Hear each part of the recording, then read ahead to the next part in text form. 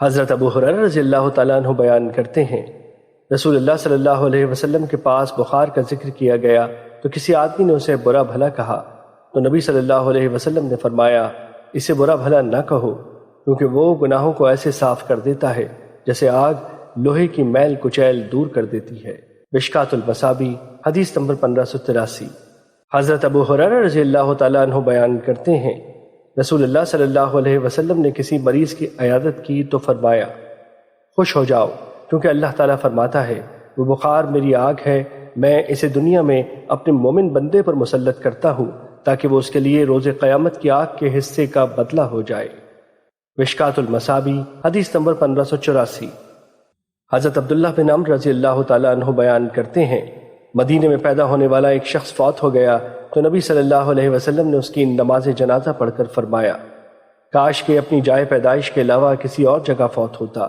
صحابہ نے عرض کی، اللہ کے رسول کس لیے؟ آپ نے فرمایا، بے شک جب کوئی آدمی اپنی جائے پیدائش کے علاوہ کسی جگہ فوت ہوتا ہے تو اس کی جائے پیدائش سے جائے وفات تک کے فاصلے کے برابر اسے جنت عطا کر دی جاتی ہے۔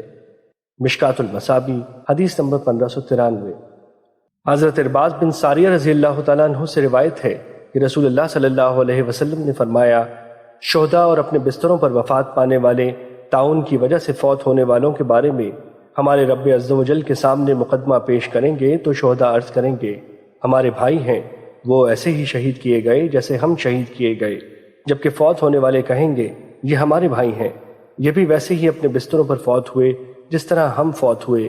ہمارا رب فرمائے گا، ان کے زخم دیکھو، اگر تو ان کے زخم مقتولین یعنی شہداء کے زخموں کی طرح ہیں تو پھر یہ ان میں سے ہیں اور ان کے ساتھ ہیں، بس ان کے زخم انہی کے زخموں سے مشابہ تھے۔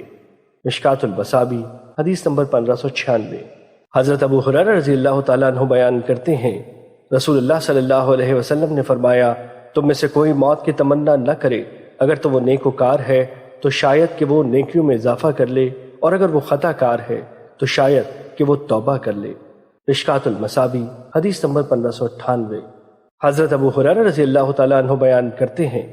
رسول اللہ صلی اللہ علیہ وسلم نے فرمایا، تم میں سے کوئی موت کی تمنا کرے نہ اس کے آنے سے پہلے اس کے لیے دعا کرے، کیونکہ جب وہ فوت ہو جاتا ہے تو اس کی امید منقطع ہو جاتی ہے، اور مومن کی عمر تو اس کے لیے خیر و بھلائی کے اضافے کا باعث ہے۔ مشکوٰۃ المصابیح حدیث نمبر 1599۔